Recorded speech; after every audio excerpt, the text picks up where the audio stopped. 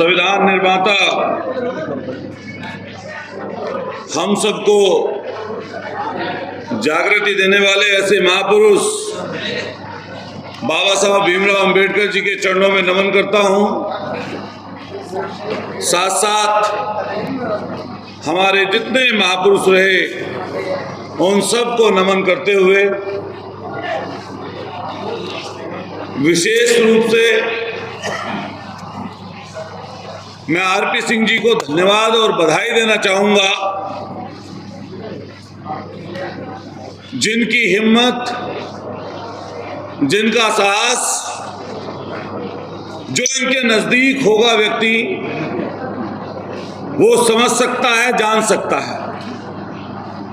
बार बार तोड़ने की कोशिश, नीचा दिखाने की कोशिश, लेकिन मैंने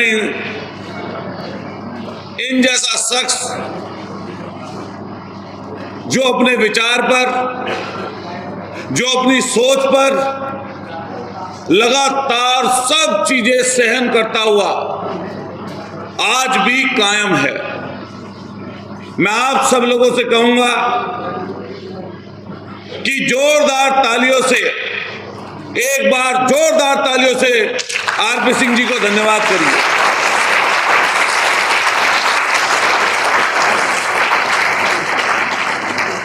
हम लोग जिन्हें अक्सर टीवी पर,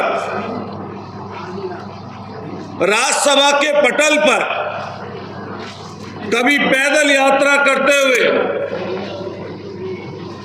कभी ईंधन को साफ करते हुए और कभी उस तानाशाह की आंखों में आंखें डालकर हिम्मत से जनता की आवाज को बुलंद करते हुए लगातार निरंतर देखते हैं, ऐसे संजय सिंह जी आज हमारे बीच में हैं। मैं उनका भी धन्यवाद करना चाहता हूं। वाम से पिछड़े दलितों की आवाज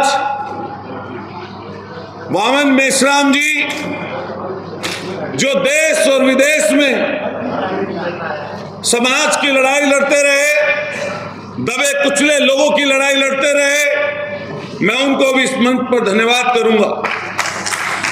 दिल्ली यूनिवर्सिटी के प्रोफेसर लगातार अलग अलग सूरत में, अलग अलग शक्ल में इस बहुजन आंदोलन को धार देने वाले मैं रतनलाल जी को भी धन्यवाद करूंगा। और मंच पर अपने जितने भी उपस्थित लोग हैं मैं सबका सम्मान करते हुए, और जो सामने दूर दूर से लोग यहाँ पर आए हैं, जिनकी संख्या इस समय मौके पर कम लग सकती है, लेकिन अभी आरपी सिंह जी ने कहा कि हरियाणा के लोग हैं, हमारे पश्चिमी उत्तर प्रदेश के लोग हैं, दिल्ली के लोग हैं और बहुत सारे मौजूद लोग यहाँ पर बैठे हैं। हम कई बार जब आरक्षण बचाओ संघर्ष समिति के बारे में सोचते हैं तो आदरणीय संजय सिंह जी लगभग पिछले 15-17 सालों से लगातार हर मोर्चे पर, हर जगह पर इस आरक्षण समिति ने अपनी लड़ाई लड़ी। लेकिन लड़ाई, जैसे कहा कि पहले कांग्रेस की सरकार थी तब भी लड़ रहे थे, अब भाजपा की सरकार है तब भी लड़ रहे हैं, लेकिन निष्कर्ष क्या निकला? धीरे धीरे जिधर की तरफ हम जा रहे हैं वो 150-200 साल पुराना इतिहास याद करिए, जब गुलामी की जंजीरें इस देश को तो जकड़े हुए थी, लेकिन साथ साथ समाज के दबे कुचले, लाचार, शोषित, वंचित इस बहुजन समाज को भी, जिन्हें सिर्फ और सिर्फ गुलाम से ज्यादा कुछ नहीं समझा गया, आज इस मौके पर जब हम देखते हैं तो वो उधर की ही तरफ हम लोग जा रहे हैं जहां कांग्रेस ने शुरुआत की थी निजीकरण की।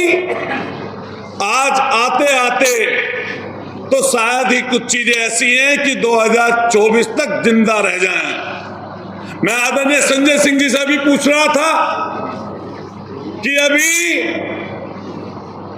1 या 2 दिन पहले जब सदन समाप्त हुआ तो 2020 इलेक्ट्रिसिटी बिल क्या है, पूरी बात नहीं सुन पाया, क्योंकि मैंने कुछ जाना उसमें समझा था जैसा कि 2020 इलेक्ट्रिसिटी बिल ये है कि बिजली को निजीकरण में देने का ये बिल है, और साथ साथ जितने भी सार्वजनिक उपक्रम हैं धीरे धीरे उन्हें अपने दोस्तों के हाथों में सौंपने का इनका मन है। अभी जब आरपी सिंह जी बोल रहे थे कि अतुल ने जब शपथ ली तो बाबा साहब के नाम से शपथ ली। मैं अपने आप को गौरवान्वित उस समय समझ रहा था जिस समय सदन में जाने का आदरणीय संजय सिंह जी मौका मिला, लेकिन मैं इससे पहले भी मेरे सदन के बहुत सारे मौजूद लोग यहाँ पर उपस्थित हैं, गांव के प्रधान लोग उपस्थित हैं।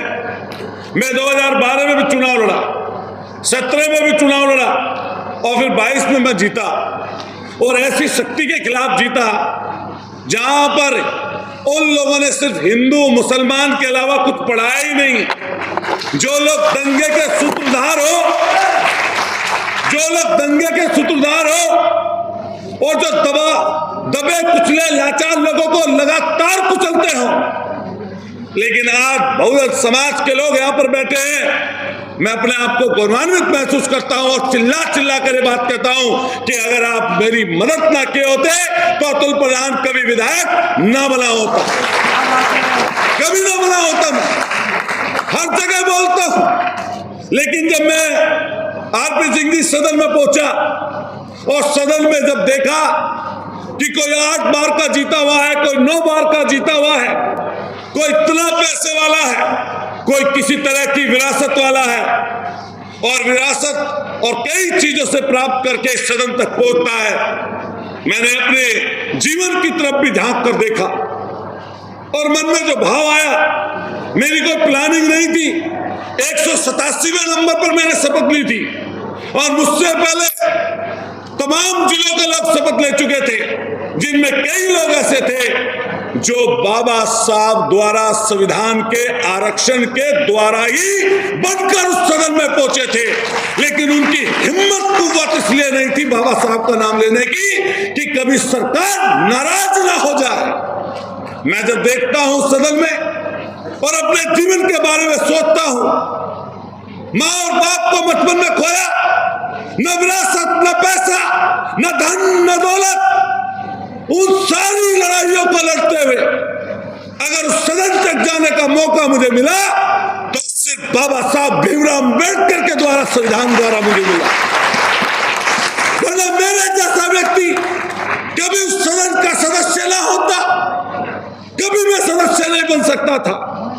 और जब एकाएक मैं मंच की तरफ पहुंचा, शपथ ली, तो मैंने गर्व से ये बात कही, जय भीम, गर्व से बात कही, जय भीम, जय भारत। मैंने उस समय क्या देखता हूं, जो लोग 52 साल तक अपने मुख्यालय पर झंडा न फहराए हों, जो सिर्फ और सिर्फ जबान पर वोटों के लालच की वजह से बाबा साहब का नाम बोलते हो, जैसे ही मैंने जय भीम बोला तो उस सदन में उत्तर प्रदेश के मुख्यमंत्री मौजूद थे, उस सदन में तमाम वो लोग मौजूद थे जो अपने आप को तथाकथित अम्बेडकरवादी कहते हैं। जैसे ही जय भीम का उद्घोष किया तो मैंने उनको हंसते हुए देखा, क्योंकि शपथ के बाद उद्बोधन, भाषण, वक्तव्य नहीं हो सकता था, नहीं तो उनकी आंख में आंख डालकर उसी समय उनकी हंसी का जवाब अतुल प्रधान देता, उसी समय देता। मैं आज का समय देखते हैं हम और आप किधर की तरफ जा रहे हैं। मैं तो धन्यवाद देना चाहता हूं, साधुवाद देना चाहता हूं आदरणीय आरपी सिंह जी को और इस बैठी हुई जमात को, जो इस सरकार की आंखों में आंख डालकर समाज के दबे कुचले लाचार शोषित वंचित और गरीब वर्ग की बातों को उठाने का काम कर रहे हैं।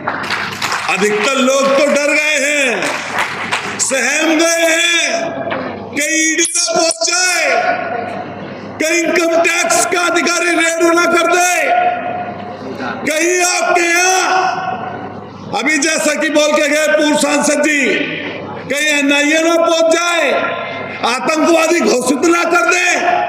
तो मैंने सदन में कई लोगों को देखा, जब बोला करते हैं आदरणीय संजय सिंह जी, कभी भी कोई व्यक्ति वक्तव्य देता है, कोई भाषण देता है, अगर डर जाएगा तो शब्द खा जाएगा, और अगर शब्द खा जाएगा तो चीजें पूरी नहीं बोल पाएगा।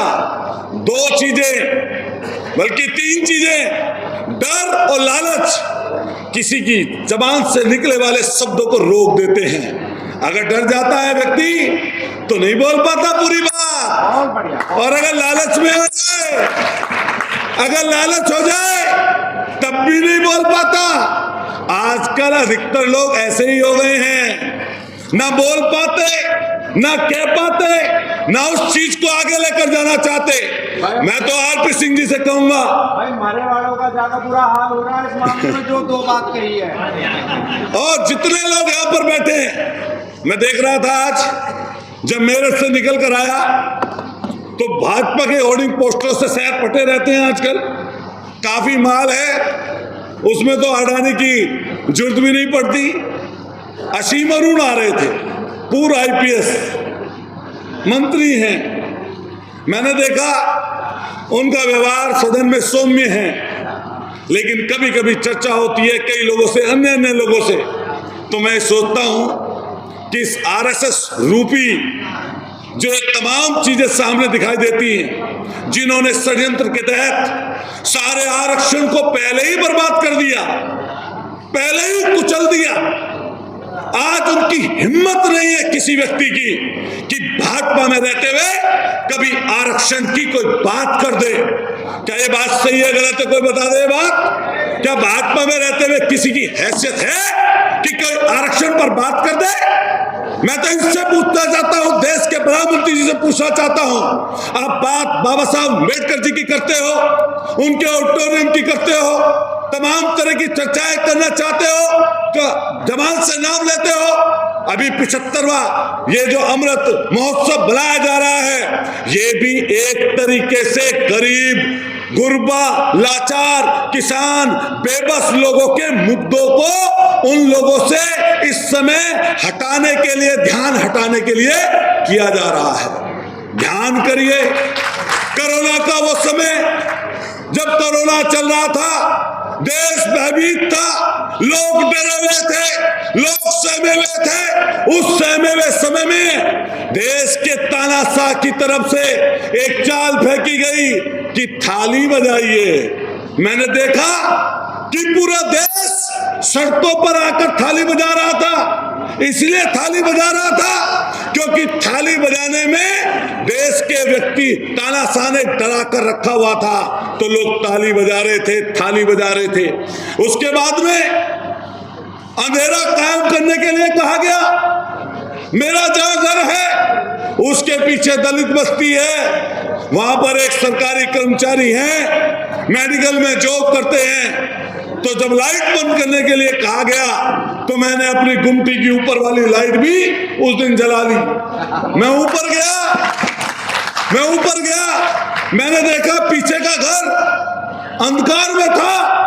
मैंने चिल्लाया। मैं इसलिए कहना चाहता हूं, बहुजन समाज के लोग या उसके लिए काम करने वाले लोग यहाँ पर बैठे हैं, उन्हें समझाने की जरूरत है, बताने की जरूरत है, क्योंकि लोग डर कर और लालच में दूसरी तरफ चले जा रहे हैं। मान्यवर काशीराम जी ने जो बात कही थी, इकट्ठे हो जाओ दलितों, इकट्ठे हो जाओ पिछड़ों और अकलियत के लोगों, और देश की सबसे बड़ी गद्दी का सपना देखने वाले, दिखाने वाले मान्यवर काशीराम जी जो आज हमारे बीच में नहीं है। बहुत सारे लोग लालच और डर में पीछे जाकर छुप गए हैं इस समय।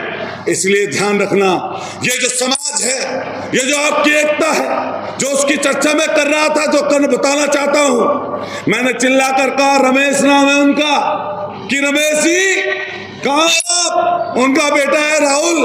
मैंने राहुल को नाम लिया, वो ऊपर आए।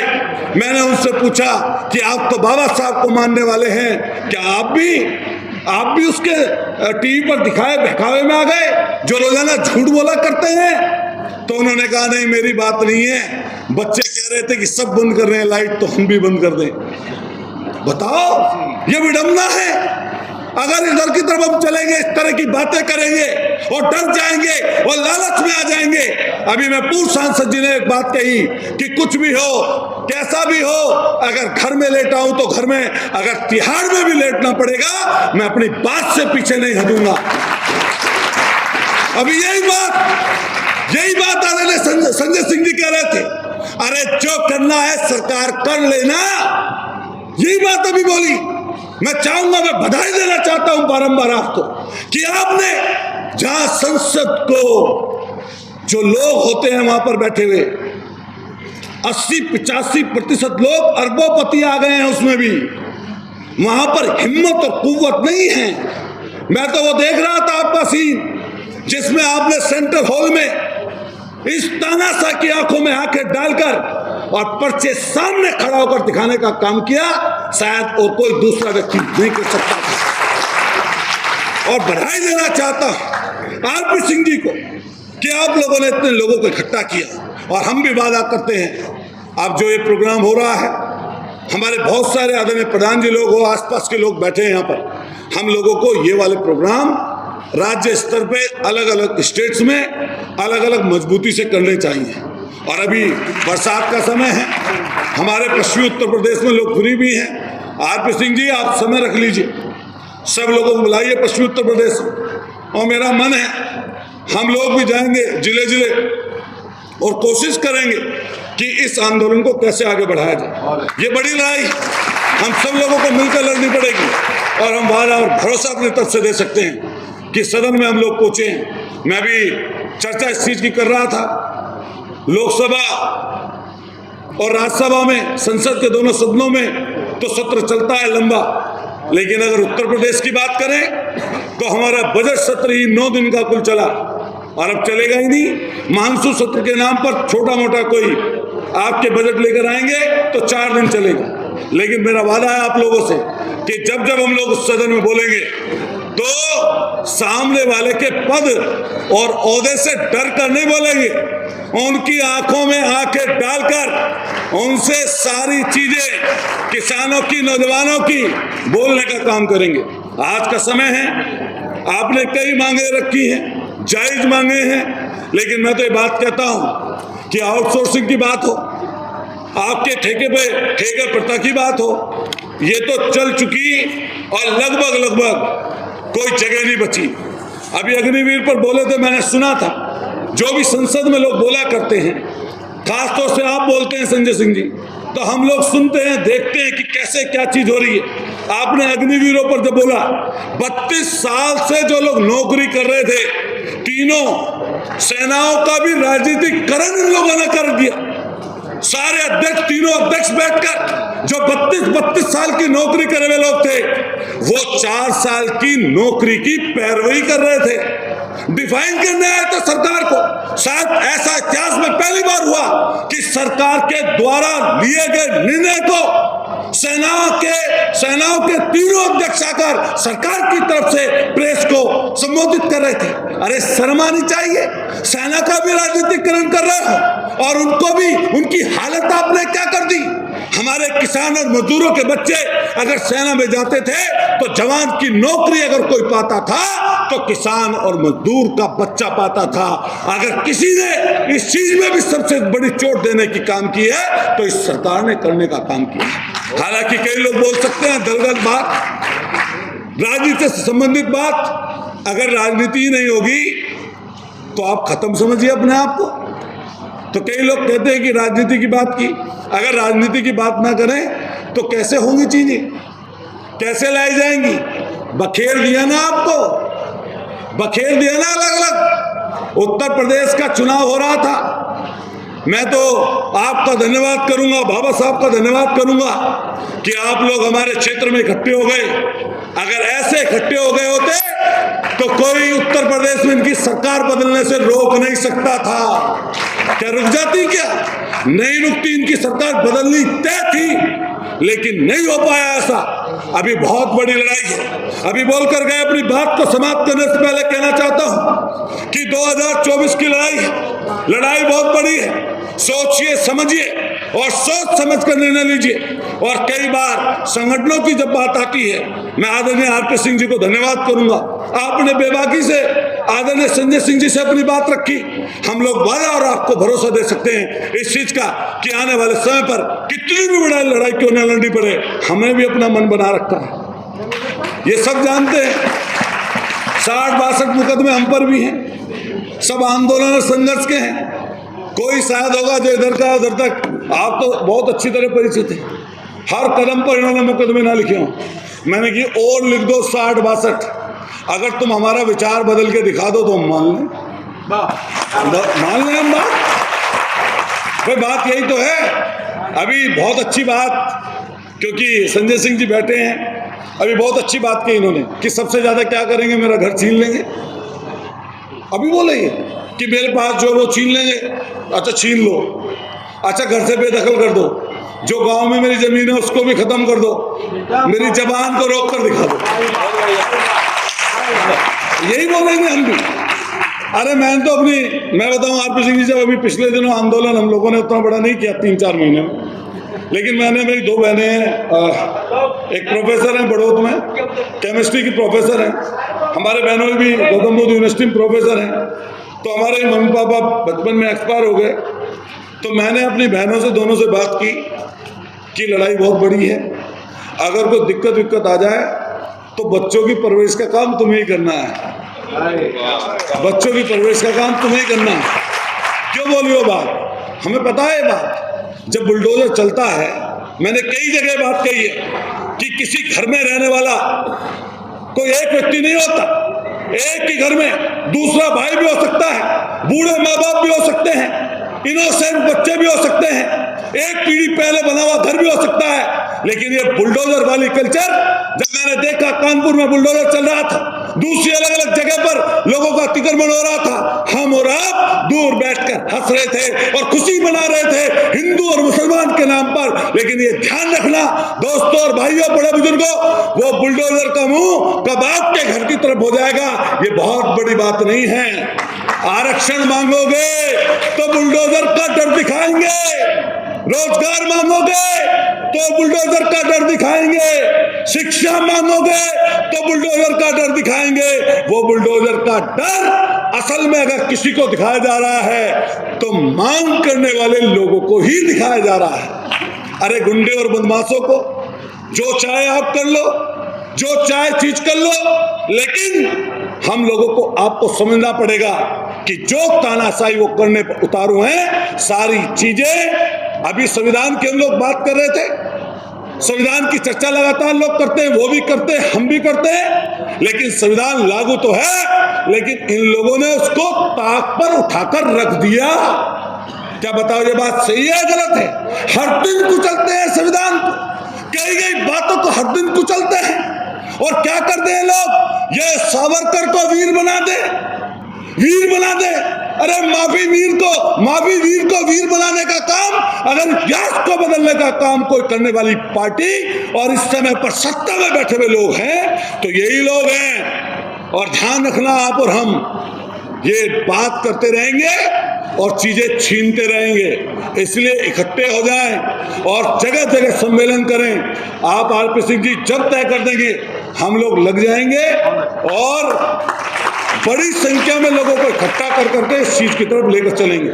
मैं फिर पुनः आप सब लोगों को दिल की गहराइयों से धन्यवाद भी दूंगा और बधाई भी दूंगा कि आपकी बदौलत इतने सारे लोगों से रूबरू होने का मौका मिल गया। जब भी कोई इस तरह की स्टेज पटल होते हैं, इनसे चीजें बनती हैं, निकलती हैं।